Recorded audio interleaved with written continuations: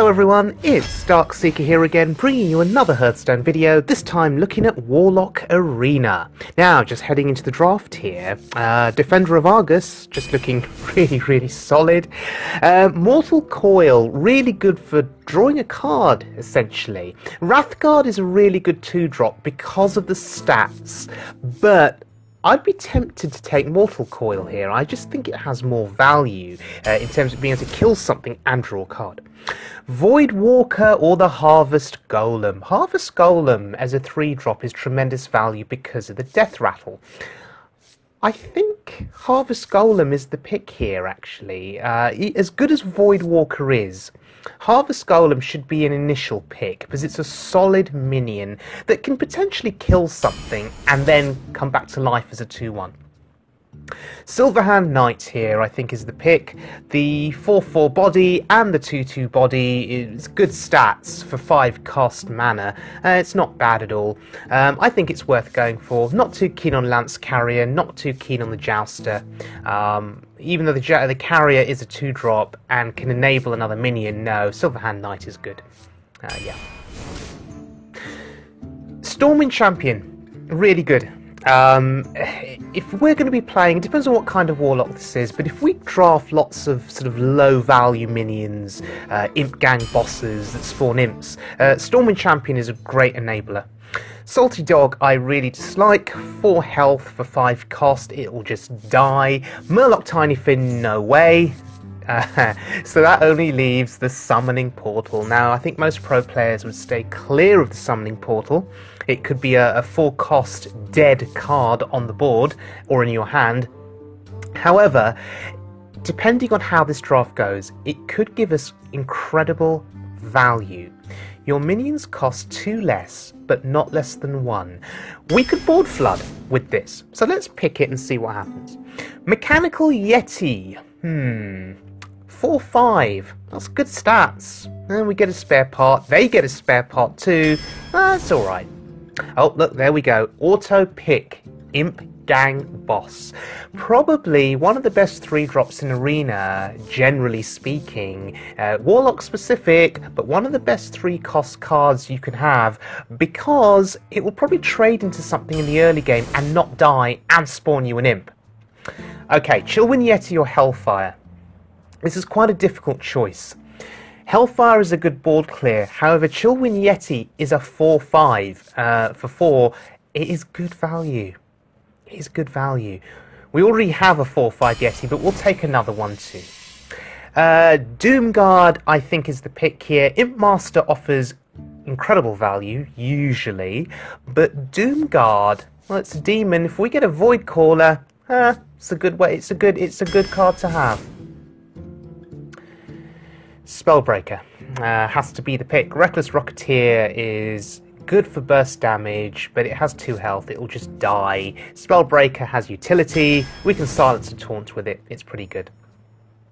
We're lacking 2-drops here, and as much as I want to pick the Evil Heckler, because it's a taunt, and taunts are good in Arena, Murloc Tidehunter is a 2-drop, I think we have to pick it. In fact, we're forced to pick it. We have no 2-drops, so we have to pick the Tidehunter. There is absolutely no choice in this whatsoever, unfortunately. Dark Peddler, really good. Dark Peddler allows you to discover a 1-cost card. You could discover something quite good. So Dark Peddler, absolutely the way to go. It's also a 2 health, 2 attack minion for 2. That's not bad when you consider the battle cry that goes with it. Yep. The Succubus is terrible because of the discard effect, even though the stats are good. Bluegill Warrior, not a fan. Floating Watcher it is, I think. If we get a Void Caller, we're in business because we'd have the Watcher and the Doomguard. Okay, Flame Imp I think is the automatic pick here. I'm in 2 minds about Flame Imp. If you draw it in the late game, it's terrible because it does 3 damage to you, but I think in this situation it's fine. It's a good early drop. Boneguard Lieutenant, or the Spiteful Smith. Boneguard is a 2-drop, we need a 2-drop, we have to pick it, it's a 2-drop, it gets picked.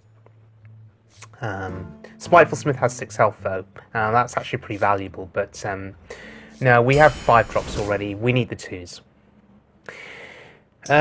Not a huge fan of the Booty Bay because of the, well, it's only got 4 health and it's a 5 cost minion. So I think Ironfur Grizzly is absolutely fine here. I think it's best, slightly better value than the Booty Bay. It's also a taunt. Well, that's good.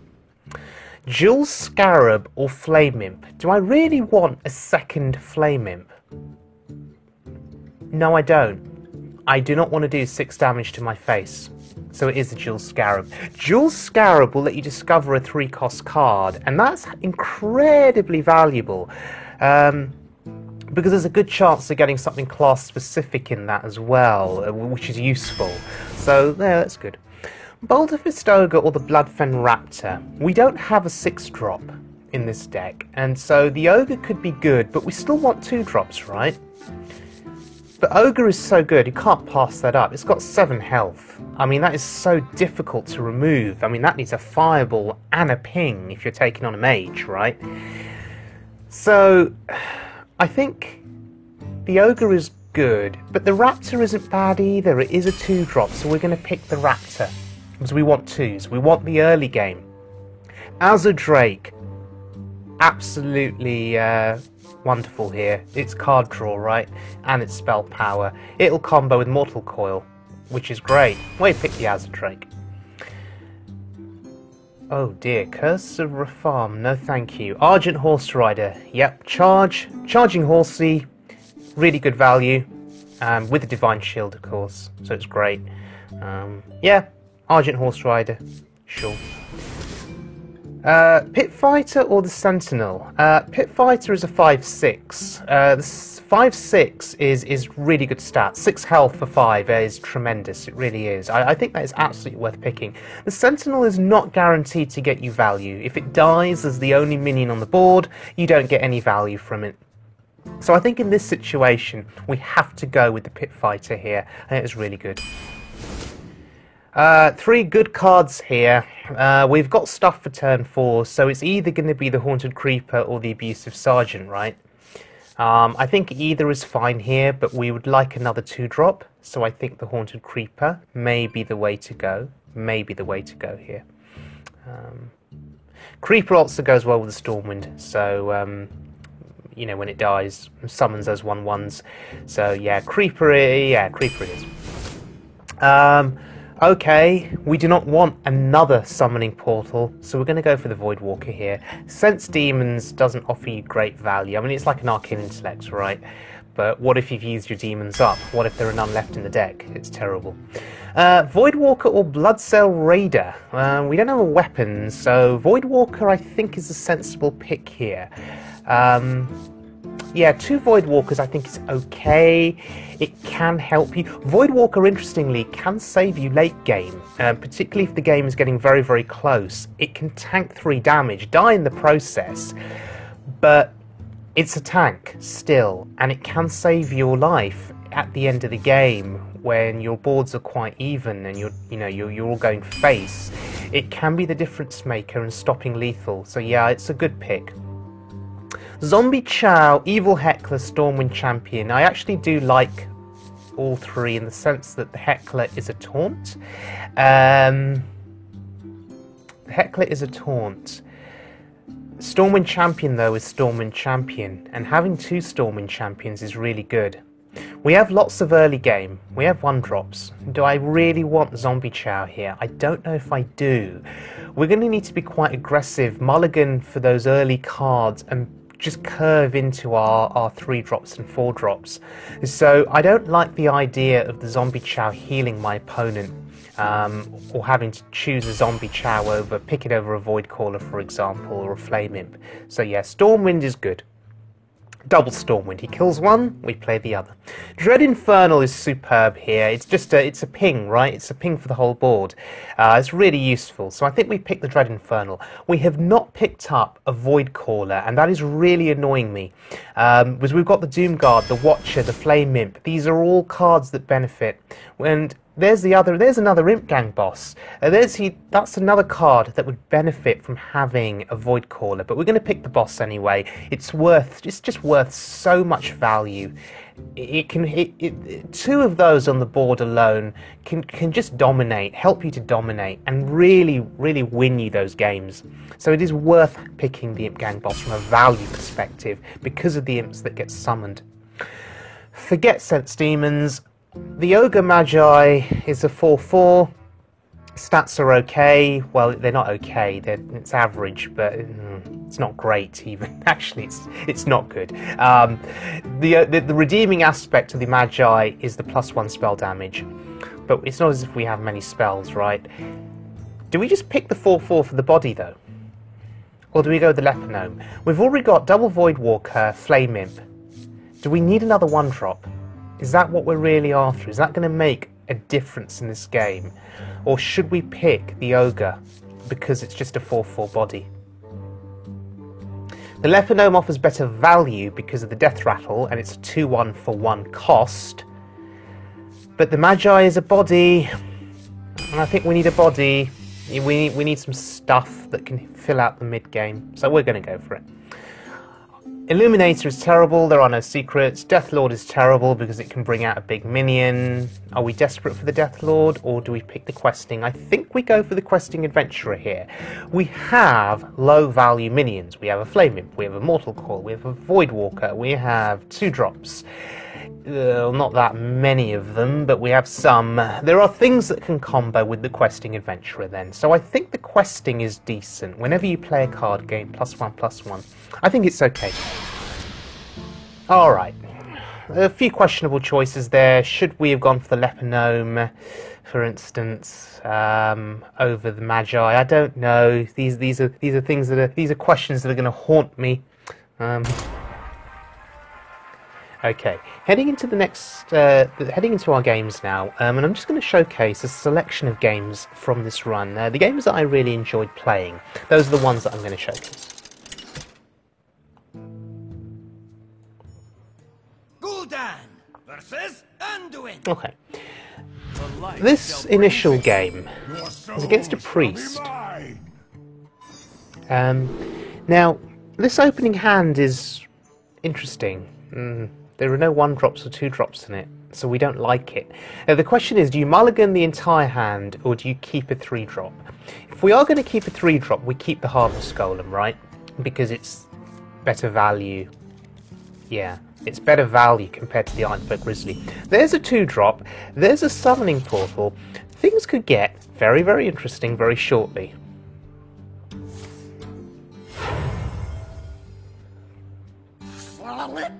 Okay, Gildan Stalker. Now, unfortunately here, all we've got is the Murloc Tidehunter. The question is, do you tap, or do you play the Tidehunter? That's the question here.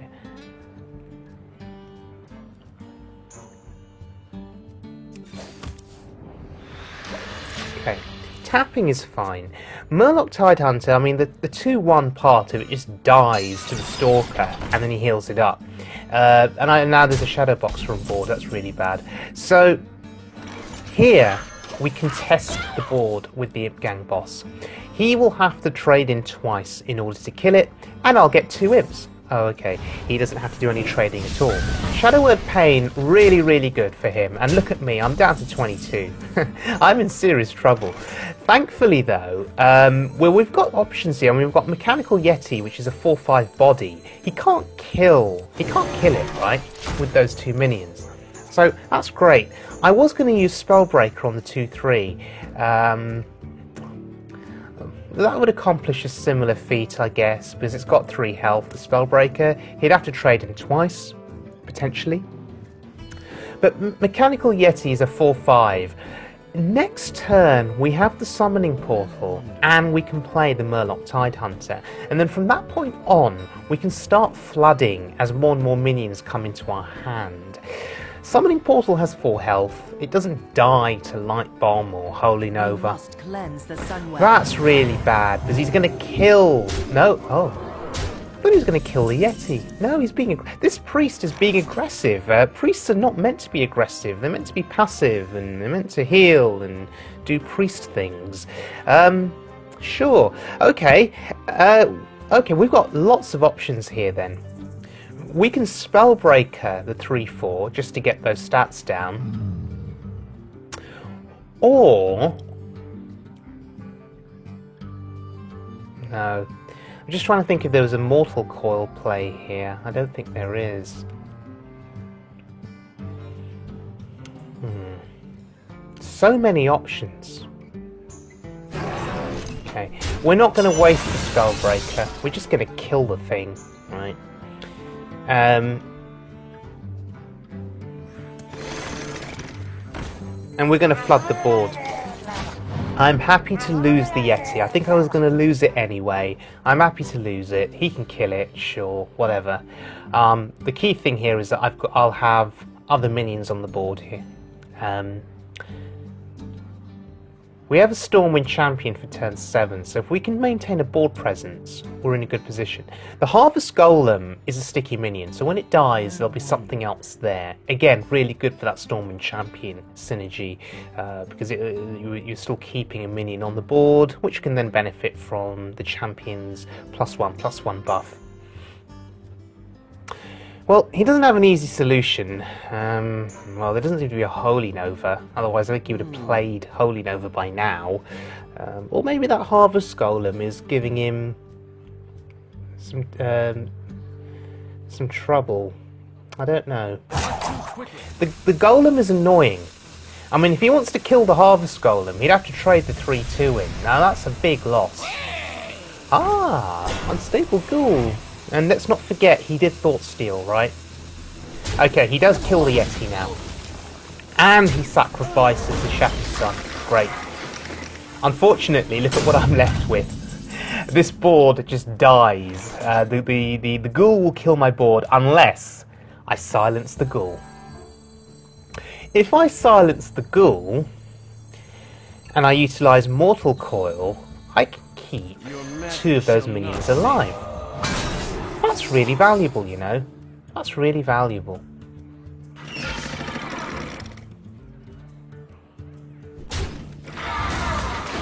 Right, what do we get? That's... This scares me. I mean, I'm down to 14, right? He's at 27. This is the trouble with Flame Imp. You draw him late game. You kill yourself, basically. I could have played the Void Walker there, but having a 3-attack Flame Imp is pretty good. I don't think he has Holy Nova, otherwise we would have seen it by now. So yeah, having a 3-attack Flame Imp is super good. What's that spell? Is that Smite? It has to be Smite, right? No, he's targeting... Oh no, he's targeting 4/3. It can't be Smite. It's Emergency Coolant. Okay, that's fine. He wants to keep his 5/6 alive? Well, no, I could trade all 3 minions in, right? Behold the might of Stormwind! Or just trade 2 minions in. Sure. Okay. We are now out of Holy Nova range. It only kills the 3/2 Murloc, which we don't care about. We're not out of Light Bomb range, unfortunately, but what are the chances he's drawn that or drafted that? Shadow Word Death, so we've seen Shadow Word Pain and Shadow Word Death. That's crazy. This priest really, really wanting to survive here. Dragonhawk Rider, it has Wind Fury. That's fine. I have a summoning portal. I'm just going to summon stuff. Or is now the time? Is now the time? Is it too early for summoning portal? Nah. Down comes the portal and look at the costs of those minions. That is so good. So good. Greetings from beyond the grave. Sure. Let's just play everything. Look at the value. Look at the value. My shield for Argus. There we go. Now we're going to use the 3/2 Murloc. We don't value it. We value the Divine Shield, though, on the Charging Horsey. We also value the 3 health on the Spellbreaker, but we don't care about the Murloc. Murlocs mean nothing to us. The Scarab is good for him, but it's going to be a very slow play. It's going to be a very slow play. He only has 6 mana left to play with, so he can play the card. Okay, it's a taunt. Don't worry, loves. The There's another... there's a charging minion, there's a charging horsey, so he has a charging taunt and a charging horse. That's fine, I don't care, because I'm at 14 health, but I think I can afford to tap. He's at 17. Oh look, Imp Gang boss. Oh look, it costs 1. We can play 3 minions now on this board. That's so ridiculously strong. We've got to kill the taunt. Okay, we've got to kill the taunt. Into the breach. Now the question is, do we go face or do we trade? Because we have an Ironfur Grizzly, right? I'm going to trade.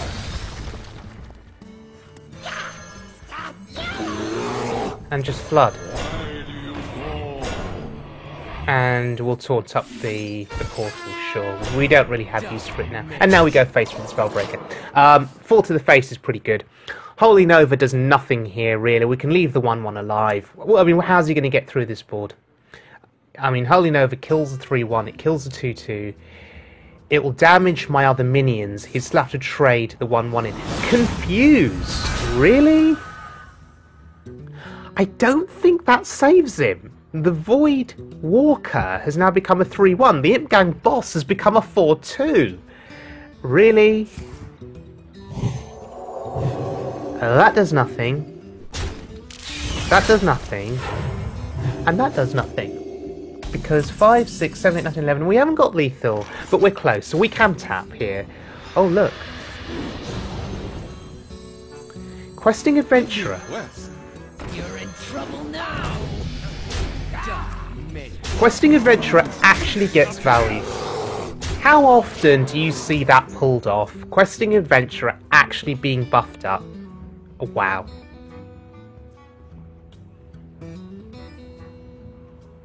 You have And there we go. Well played. So that was our first win. Now I'm just going to have another look and another game. Let's see who we're up against.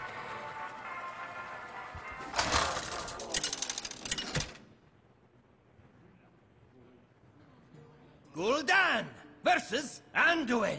Okay, so this game is another priest. Your soul shall be mine.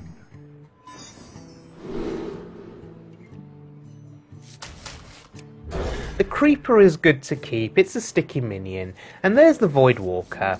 So we've very much got a Zoolock style of start here. I think that's pretty healthy. That's pretty healthy.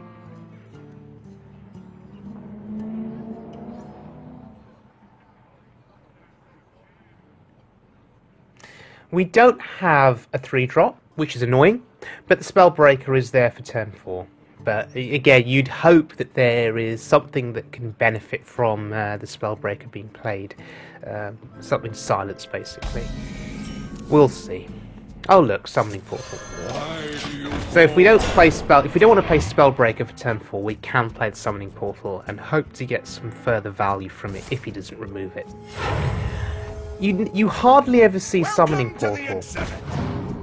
So I'd be curious to see how opposing players treat it, whether they view it as a threat or not.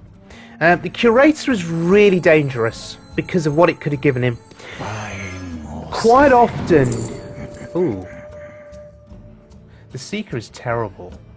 What are the chances we'll have 6 minions on board? We go for the Blood Imp. Yeah, sorry, the Curator is really bad for us because it could give him something really valuable. There are lots of valuable Death Rattle minions, including legendaries. Ooh, the Weblord. You don't see that being drafted very often. Oh, that's really interesting. Thankfully, it doesn't really affect me on this turn. Okay. Sure. Deal. So, we're going to protect the Void Walker. I'm going to protect it, and we're just going to play stuff. Pondering placement here because of the Defender of Argus potential.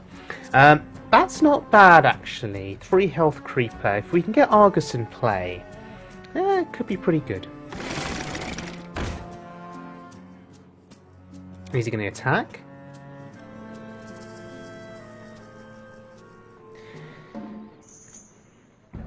I was half expecting him to attack and heal up the 1/4, and of course that would be a ridiculously slow play. But it's a priest, right? Using that hero power is important. And he doesn't attack. Why not? What's he afraid of? Is he afraid of losing the 1/4? Really? Okay. The question now is, how do I want to go about trading, right? I could just trade everything into the 1/4. The 2/1 would die, but if I trade the 2/1 into his Harvest Golem, the 2/3, I'd also have to trade in... no, more of my stuff dies if I trade into the Harvest Golem, so we may as well kill the 1/4. Not a valid target. Deal. Yeah, we may as well just kill the 1/4, right? Only one of our minions dies if we kill the 1/4. And it just gets it off the board. And now the Spellbreaker is free. What we can do, I was pondering Spellbreaking, but... no, we play the Portal. Because he can't kill that Portal on this turn, he has to go through the 1/1 taunt. The Void Walker there is getting great value for me. Because he has to go through it and then decide what he wants to do. Tomb Spider. That's a card I'm seeing an awful lot of in Arena now. People just seem to auto-pick that card, and I've seen it in lots of games. It's a good card, but, I mean, you're drawing a beast, and there are a lot of good beasts. You could get bad beasts too, and that is a risk. Okay, it's time. It's time for value. Questing Adventurer. And what else do we play? Well, we can play everything. So if we're playing everything, we silence the golems, we play a taunt, and we play our own Harvest Golem. And look at that, the Questing Adventurer, it's a 5/5. Well, hey. Right. He can kill the Ironfur Grizzly. It would have been nice if the Blood Imp's health buff had gone on the 3/3 bear. That would have been really good. So he'd have to trade both minions in. But that's okay. He's going to trade the Tomb Spider in, right? He has to. Why would you play... Why would you do that? Why would you do that? It was a mistake. Oh.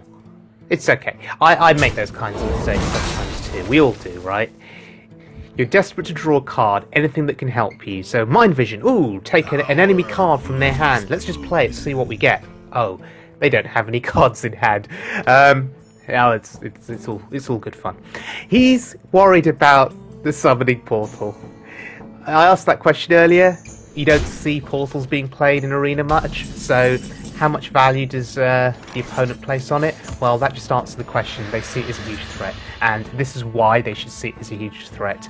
A 2-cost Yeti, a 3-cost Pit Fighter is absolutely insane. Wow. We can kill the Harvest Golem without a problem. Just contemplating efficiency here. This is efficient, right? We have to kill the 3/5. Valen's Chosen on the Dragonkin Sorcerer would be bad for us, right? Or do we care? Do we even care? I mean, look at our board. And look at that Questing Adventurer. Now, we have to trade. We have to, right? Yeah, we do. Valen's Chosen on that, and some other shenanigans would scare me and worry me. Now, what if he's got triple Power Word Shield, or quadruple Power Word Shield on the Dragonkin Sorcerer? Of course, that's never going to happen, but what if, right? We're in such a dominant position. The only thing that wrecks us is Light Bombs. And even that doesn't completely wreck us, because quite a lot of our board survives. We don't have lethal. Die. So we have to trade, right? Or do we? Die. Yes, we do. And, sure. We'll use the Harvest Golem. Because I need room on the board. I don't want to use the Spider, because I need room on the board to play more stuff. And we'll tap. Sure.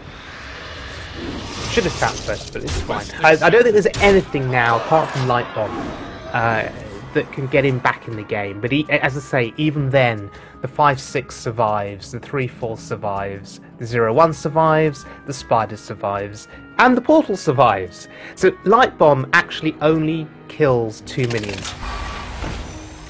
Holy Nova would also do a little bit of damage, but no, it wouldn't even be enough. So there you go, dominating with what I'd like to call Arena Zoolock.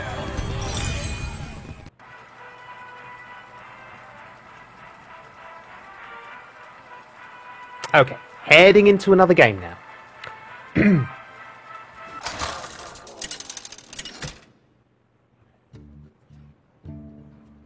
Gul'dan versus Uther. And it's a Paladin. I will fight with honor. Your soul Paladins shall are be scary. mine. Floating Watcher can go, Portal can go, Void Walker, Imp Gang Boss can stay. Both of those are high value minions. Void Walker, Imp Gang Boss. We don't have a 2-drop, which is really unfortunate. But we could always tap on turn 2. Beast of Get in there and Wintervale. fight. Happy. Oh, look at this! Aggro Paladin. Oh, hello! Do we need the, do we play the, no, we Mortal Coil, right? It's just too much value. Sure. We'll save the coin. Next turn we can coin the Imp Gang Boss or the Ironfur Grizzly. Imp Gang Boss, oh yeah, we're definitely coining the Imp Gang Boss, right? Look at the value. This Imp Gang Boss will basically trade into 2 things in this game and summon 2 imps. That's great. That's bad for me. That's really bad. Okay. Let's just taunt up. Right. He'll have to trade the Death Lord and the Loot Hoarder into the bear. In the meantime, we'll chip away at the Death Lord. Hopefully, when the Death Lord dies, it gives us something good on our board. Okay, trade number 1. Trade number 2. This means we can kill the Death Lord next turn, which is really good, and still get an imp out of it. Ah. Oh, a taunt. Another one. Okay. Let's trade.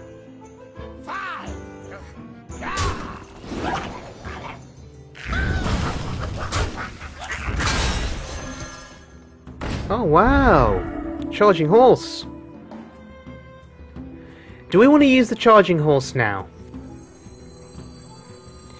Chillwind Yeti is sensible here. Yeah, let's use it now.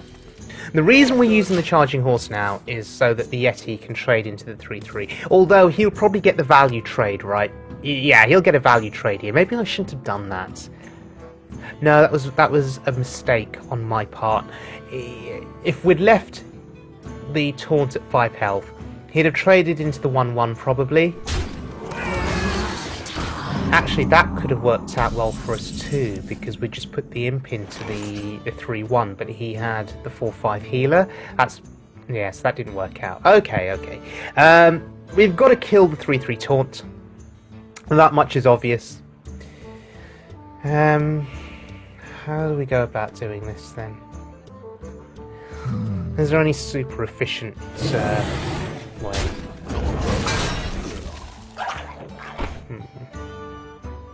Sure. Drake. Apart from Mortal Coil, it's not as if we've got spells, right? So if the Drake dies, it dies. It's just card draw here. We trade the 1-1 in just so we can kill the 4-4 next turn. Ouch! Wow, that's bad for me. I was hoping the 4-2 would survive after the Drake trades in, but obviously not. Ooh, Tempo Sunfury. That's pretty good for me. He's not taunting anything, at least. Okay, here's a true silver champion. If I play the Silverhand Knight, the 4-4 dies, the 2-2 dies, the 2-3. That's bad. But do I have a choice here? Voidwalker, though, protects, yes. Voidwalker protects the 4-4. He has to use the weapon on the Voidwalker. I knew there was a reason I drafted Voidwalkers. Not only are they good early game, they are really good mid-game too for blocking out things like weapons. That's pretty good, you know, it's pretty good. There's a Tomb Spider. Again, we see another Tomb Spider. Okay, at least he's trading, right? And he's going to kill the 2-2. That's alright. Okay. Could be worse, I guess. Could be worse. Alright. We can play the Floating Watcher here, and we can tap. And it becomes 6-6. We're at 28 health. That's really significant. If we play the Floating Watcher and tap, he can't kill it with what he has on board. So I think it's actually the play. We could also Stormwind Champion here. But no.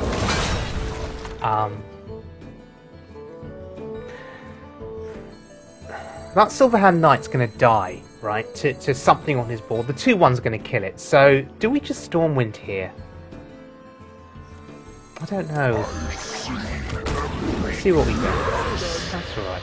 Okay, the Floating Watcher is good, because if he can't contest it, it'll keep growing, right? It'll keep growing, and it'll go face. Playing it now is good. Late game, when your health is low, you don't want to be tapping so much. Okay, so I don't think he has an answer to it. Unless he's got an Aldor. No, he has a Murloc Knight. Okay, he's going to contest the Floating Watcher with a Murloc. And he's flooding the board. He's playing the role of Zoolock here. He's flooding the board. Okay. The Murloc Knight cannot be allowed to live. I could do 8 damage to his face here. But no, the Murloc Knight can't be allowed to live. Well, actually, we could just silence it, right?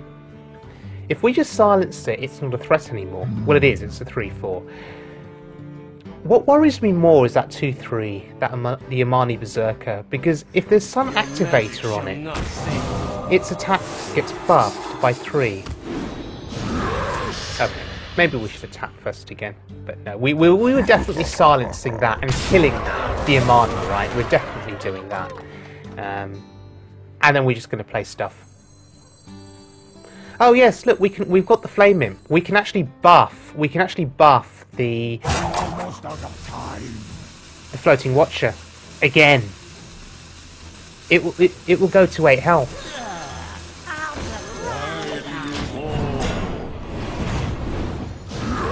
Yes, he says, and he's 10 attack and he's 8 health. Deal with that. In fact, I don't think he can deal with it, because after killing the taunt, he's only got 6 attack on board. Yeah, once again, there was a reason we drafted those Voidwalkers. So he's going to trade as best as he can, right? He's going to kill off what he can and pray. Solemn Vigil. Getting him good value there. Getting him good value. That's not bad. Tiger will that will contest my 10-8. And so will the Chicken, the Lost Tool Strider. Okay, go face? Yes, go face. Now, if I tap 12, 18, no, there's no lethal here, but if I tap, can I afford to tap? I mean, he does have board presence. I'd go down to 15. I don't know how I feel about that. Many possibilities. I could just flood. I mean, Imp Gang Boss, Murloc, that's 5. Raptors, 7. Ogre Magi. We have to trade. I think other players would consider going face here. I think if this was a pro player, a pro would probably go face and force the Paladin to trade. But what if he draws into Aldor Peacekeeper? What if he draws into Humility? What if he draws into Equality? I'm screwed. I have to trade. I'm at 15. He has 9 on board now. I have to trade. So trading was important there, minimising what he could have done to me. And now we just flood. So if he can't kill me on this turn, 8, 9, he's got 9 on board. A weapon, let's say True Silver, will be 13. Consecration and True Silver. That would kill me, actually. But what are the chances he has both? I think that's quite slim. Okay, he gets the clean trade with the Tiger. I guess he's happy with that. And he'll kill the Raptor too, won't he? I'm okay with a 3-3 killing a 3-2. Oh no, maybe he's going to go face. Or he'll get the value trade from the 1-1. Ready, sir. Yeah, he gets the value trade. That's pretty smart because of the Belcher. Right, the Stormwind Champion. Double Stormwind Champion, actually. I think here we peddler to see what we get. I think we're definitely Stormwinding, aren't we? Or are we? So many I don't know, possibilities. actually. Stormwind Champion, I'd still have to double trade into the Belcher. That's really annoying. I think we just peddler. No. Doomguard. No. Peddler first. Buying or Buying or selling? Ooh, power overwhelming. Not a fan of Soulfire because of the discard mechanic. However, power overwhelming is really good. Because what I can do with power overwhelming is I can play power overwhelming. Okay, that's good. Because we've got a Stormwind in hand. That's actually okay. And we're going to save the power overwhelming. And we're going to trade. Maybe that wasn't the most efficient way of doing it. He'll put the 4-4 into the Doomguard, and he'll put the 2-2 into my 2-2. That's okay, because I have the Stormwind Champion, and I have Power Overwhelming. He won't expect Power Overwhelming. No one ever does. You can't play around it. And I think this is a situation where Power Overwhelming is really good. The problem is there's a secret, and we need to see if it's Noble Sacrifice. And the way you check for it is you attack with the Imp first into the 1-1, or face. Because we don't want to proc Avenge just yet. We wouldn't want Avenge to go on the 6-6, because that would stop us from winning the game. Would it be a 6-8? Oh, no, not a 6-8, a 9-8. It is a secret, it is Avenge, and we're going to flood the board. Boom. Okay, deal with that board. We're out of lethal range, there's no way with one card he can kill us. So, he'll have to trade into the 4-3. Oh, he's going to heal. No, he's not going to heal. Questing Adventurer actually comes through for us. Again, without being played, it comes through for us. So, yeah. Maybe from this point onwards, Questing Adventurer should be an auto-pick. Okay, he goes to the value trade. We are going to tap. I think we value tapping. That's why we value tapping, because we play 2 minions. You're in trouble now.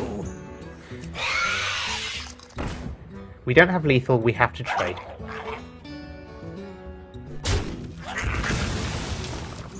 Not even going to leave the 1-1 on the board. Not even going to leave it. Again, someone would argue, well, I should have gone face, I should have gone face, I should have gone face. I just worry. Equality Consecration. None may It happens. Cards like that, Keeper of Alderman, they happen, and they can wreck your game. So trading is good here. Summoning Portal. We are going to tap again.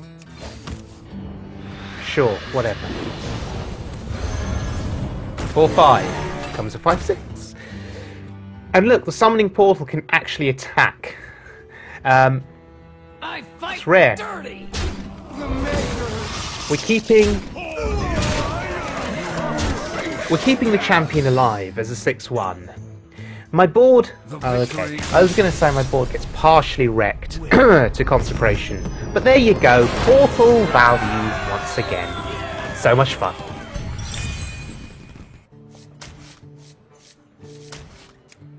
Heading into our next game, and keeping the Imp Gang boss, because it's so good. Well, there's no 1-drop, there's no 2-drop. Oh look, there's a 1-drop.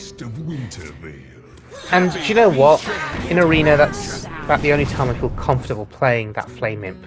Early game, when you can do 3 damage to your face and not worry about dying. Okay, so we have to trade. Now we have a curve, because these minions are coming into play. We drew the 1-drop, we drew the 2-drop, we've got a 3-drop, we've got a 4-drop. That's good for me, because for him it's super duper slow. He'll draw a 3-cost card from the Scarab, but if he plays it next turn, I'll just trade the Raptor in. So I'm going to trade the Raptor in now, right?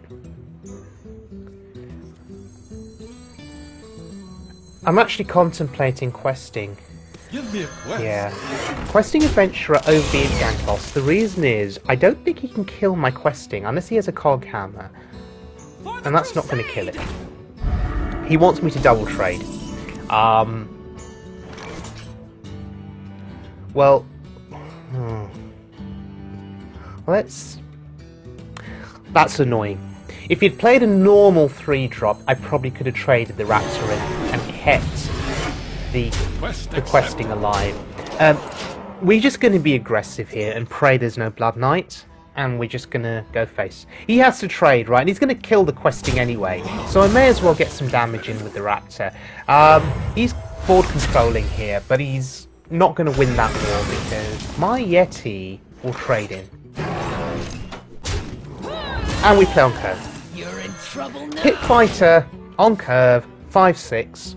So happy I drafted it. It's so hard to kill. Don't worry, loves. The cavalry's here. That's quite good for him. Kills a minion with ease. That's also very good for him. But it can't kill my Pit Fighter. So I'm actually trading. Again, some people will exclaim surprise. Why would you trade? Go face. You have 5 attack to the face. No, it's a paladin, and paladins scare me, so I think trading's important. Imp Gang boss is good. We should have tapped first, but it wouldn't have mattered, right? What we're doing here is we are using the Voidwalker essentially as a way of nullifying the shield on the mini-bot. That's pretty strong, because the Voidwalker doesn't die with the trade, and the next turn we can trade the Imp Gang boss into what's left of the shielded mini-bot. The Voidwalker is also protecting our 5/4 from dying to True Silver Champion. So Voidwalker, in the right situation, in the right scenario, is so good in terms of value. It's a 1-cost card, let's not forget that, and it's a 1/3 in terms of stats, so it's really, really good. He doesn't have an easy answer, otherwise he would have played his answer already. That's actually a pretty good answer, because now he can just punch through the taunt. That's really good for him. That's even better for him. Mechanical Yeti actually hurting me there, because now I can't put the Imp Gang boss into the Shattered Sun. That's pretty bad. Anyway, we do have the Stormwind Champion though, so we can trade, right? Sure. Or not. What about Shulwin Yeti Harvest Golem? I wonder. Is that better to build a board up first? Because we can still kill the 3/3, we can still kill the 1/1 and force him to trade the 3/3 into something. So, no. Stormwind's just better. It's just better. And look, our minions here They have 2 health, so his 1-1 Silverhand Recruit actually does nothing. Even Consecration does nothing, because we still get an imp out of it, and he still can't kill the Stormwind champion, so yeah, we're in a really good position. Wow.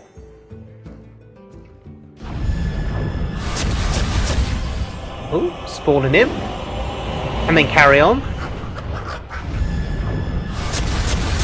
Avenging Wrath, for once, did nothing. I say it did nothing because usually when that gets played against me, it clears my board. In this situation, I still have a board. I have a board that I'm flooding, and if you're going to flood, flood in style, and flood well, because if he plays My Control tech, you need other minions you can trade into the minion he steals. So yeah, if you're flooding, go all out. 8 wins. Not bad. Not bad. Okay, heading into another game here, and it's against a rogue. We're on 8 wins with this deck so far. We're going up against a rogue, and our strategy now is very clear. We're a Zoolock. We are a Zoolock that plays Void Walkers, Imp Gang bosses, Haunted Creepers, and early stuff like Flame Imps. We flood the board and we go face. That's our strategy. No, sorry, let me rephrase that. We flood the board, we control the board, we trade on the board, we do what a good Zoolock does, then we go face. With a full board. So, playing a 2-drop to contest his 2-drop. It's a rogue though, he has backstab. Interestingly, rogue now has to be one of the strongest classes in Arena. A lot of people rate it very, very highly, and some people actually rate it above Paladin and Mage. So this is quite interesting. He's flooding his own board here. Is he going to go face? You don't trade into the Imp Gang boss, surely. Not now. You're just going to spawn 2 imps. And face? Face. And face? No, hold the weapon. Okay. We've got to kill the 2-1. It's annoying, it's threatening, and we can't kill the others anyway. They've 3 health. Argus. Argus. Could be interesting. You'll have to double trade, but no. I don't know. Well, that 2-attack weapon is really, really annoying here. Maybe I should have gone with Defender of Argus. I'd have got 2 imps out of it. But the Yeti is a 4-5. He has to trade his entire board if he wants to kill the Yeti, and the weapon too. So he's just going to kill the Imp Gang. Okay, so the Imp Gang boss got value, that's alright. Maybe not as much value as we would have liked, but... Wow, that's good value. Bloodsail Raider. Wow, okay. Oh, Blaze Flurry too! Oh, this is a constructed rogue. Sure.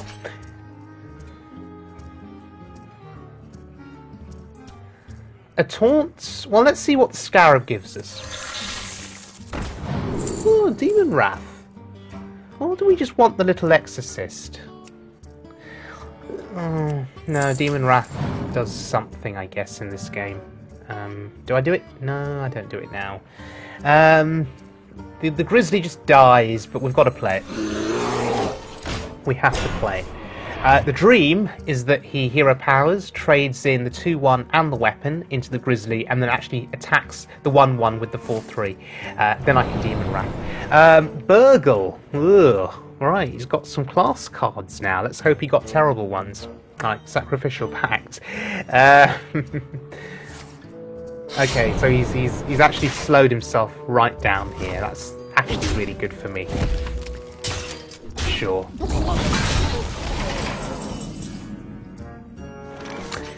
If Demon Wrath was 2 cost, we could play the Ogre Magi as well afterwards, but it's not 2 cost, it's 3 cost. But we have to do this. This is, even though we're already killing 1 minion, we have to do it because it's 4 attack. If he's got Tinker's Oil in that hand, or Cold Blood, or any other kind of buff, Crying I'm in potentially a lot of trouble. I'm at 18 health, and against a rogue, 18 health is not a lot. Also need to consider the fact that I may wish to tap once or twice more before this game is done.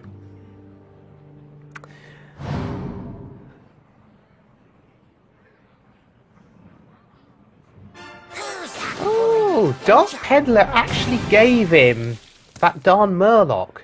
So he's going to change his hero power. But to what? Please do not let it be the Hunter hero power. That could actually kill me. Because, as I say, I'm reliant on tapping, so we'll be out of cards in 2 or 3 turns. Oh, he's gone for the Druid hero power. So he values health as well as attack. That's pretty good. Okay, no value from the Tinker Town. And go face, sure. If I Stormwind here, I can kill the 2/2. Behold the might of Stormwind! So we get a value trade. And he can't kill my Stormwind champion unless he burgled some kind of spell, like Siphon Sup, for example.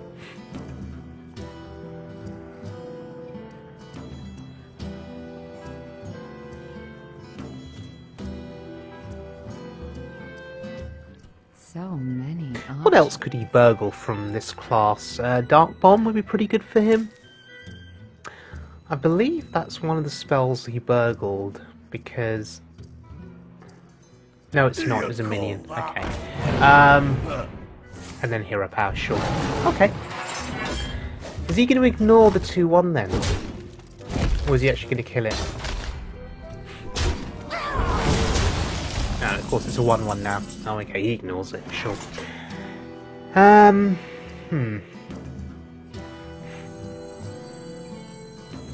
Defender of Argus. You don't get me very much value here, though, because I can't kill the 1/3 with the spider. But we have to do it. We have to do it. The reason is the 5/5 body there from the Ogre Magi is actually pretty significant.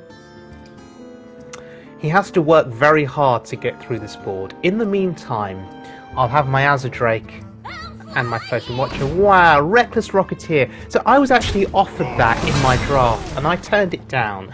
Maybe I should have drafted that card, because it's just managed to kill my Ogre. And now the Rogue is, well, he's going to take control of this board. All thanks to a Reckless Rocketeer, which most people say is terrible in Arena and refuse to profit. He went face!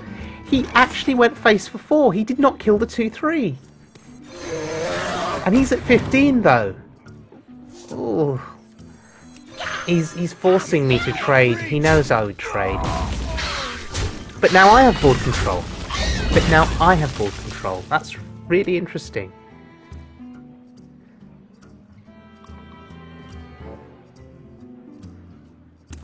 Oh, another Scarab. You really like your 3-cost cards, don't you? Well, let's see what he gets. If he decides to play it this turn, of course. Even though I don't have any spells that are of great value for the Azadrake, apart from Mortal Coil, you've got to see the Azadrake as a threat, right? Because he doesn't know that I don't have lots of spells. So, okay, Stormwind Champion. The Might of Stormwind. Right, beat that board. Come on, I dare you. You've got 3 attack you can utilise this turn, including the hero power. Now let's see what he can do. He'll probably kill the Azadrake. But is he then just dead next to... Oh, what's that? No. No. Jill Scarab gave him Big Game Hunter. So he got Sir Finley, he got the bloody Murloc that does the hero power switch over. And he got a Big Game Hunter. That's a legendary and a purple drop, a purple minion, an epic minion. That's ridiculous. It's absolutely ridiculous. And oh my god, right, okay. Floating Watcher Flame Imp. This game is turning out to be a little too close to comfort here. We have no choice. We have to do this. We have to do this. Because we're not tapping, right? We're not tapping. So... now we have to trade. Oh dear. Are we just dead then? No, we're not. No, we're not. Three. We need 3 attack to kill the flesh-eating ghoul. That does it. That's fine. And we can kill the BGH. I'm saying well played because I reckon I'm dead. Come on, it's a rogue. There must be a deadly poison or a tinker's oil in that hand.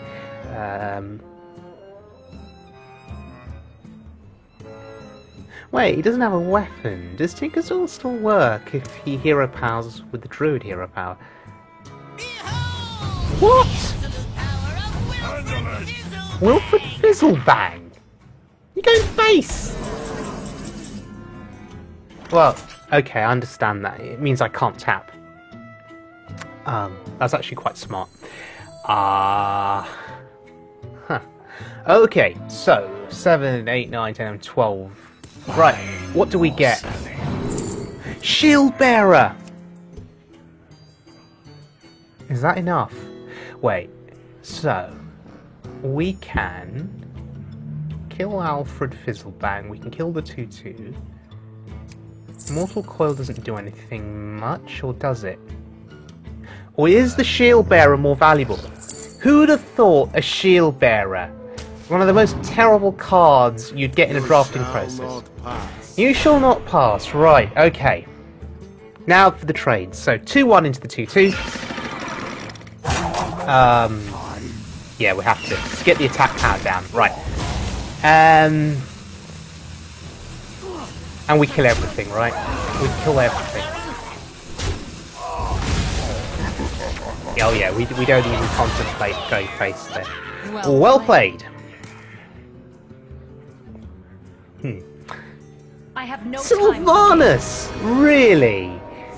So you play that Fizzlebang guy, you play the Murloc guy, you play the Big Game Hunter, and now you have a Sylvanas, really? Well, this is actually okay, because he can't kill me next turn.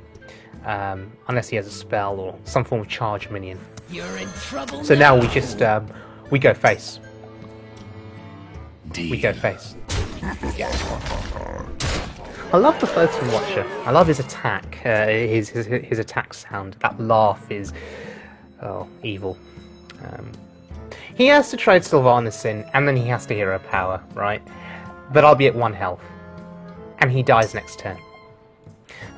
The Shield Bearer actually saved me and actually won me this game. I find that absolutely hilarious on so many levels. It makes me actually ponder whether drafting Shield Bearer and holding it in your hand until the end is actually a sound strategy, potentially. Okay. It's over. Mercifully. Well played. What a game! What an incredible game. A lot of fun. We get to 58.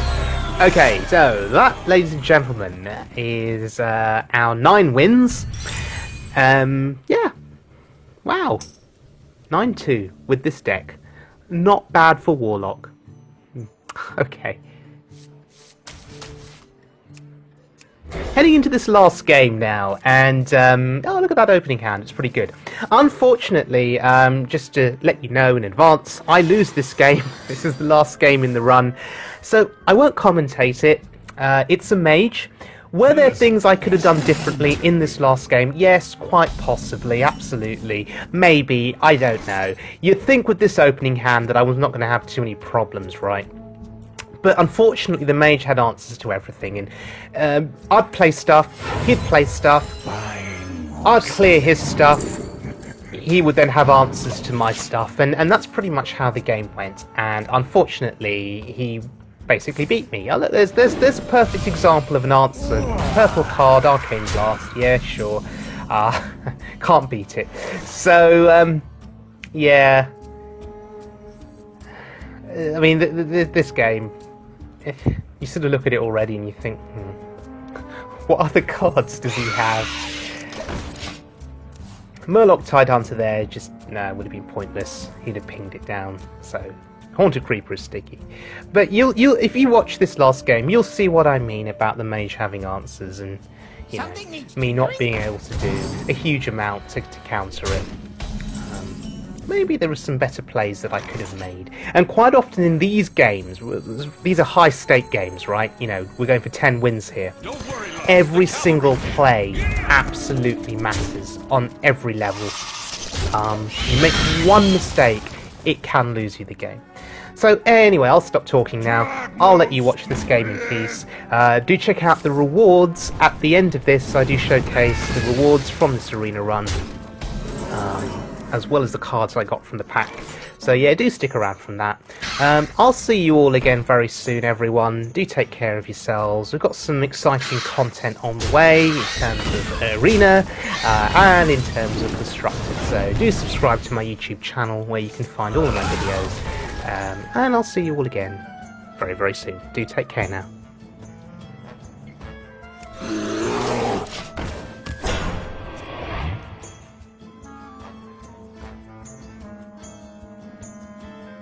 Knowledge is power, and I know a lot.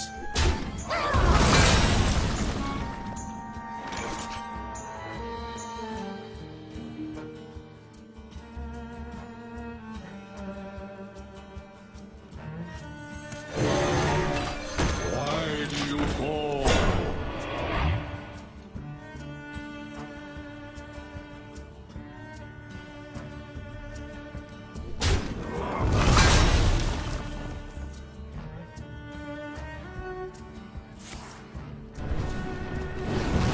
I learn.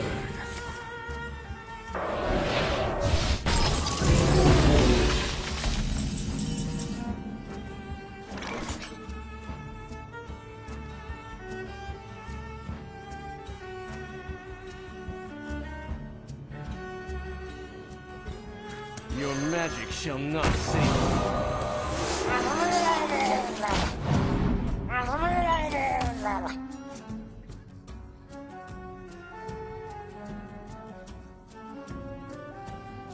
What you looking at?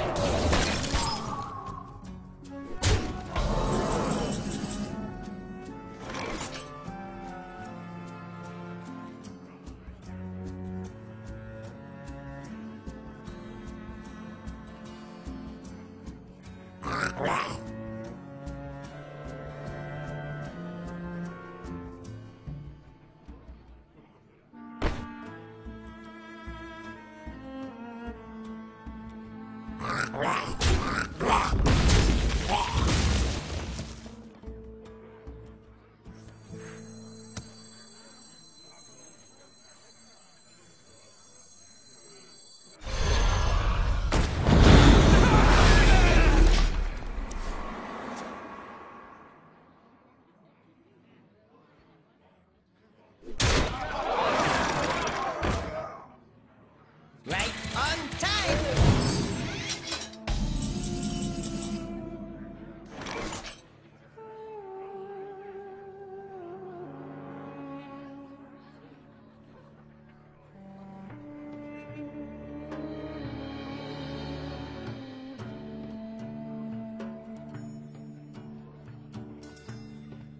I wonder.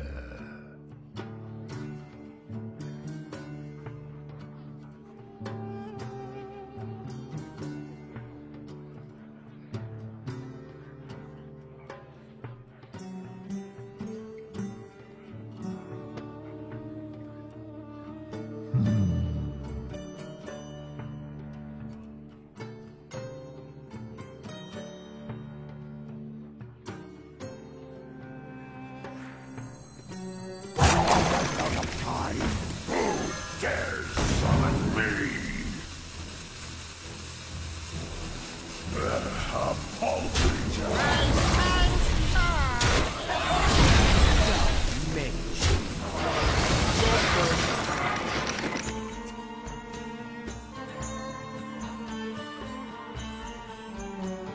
Behold the might of Stormwind!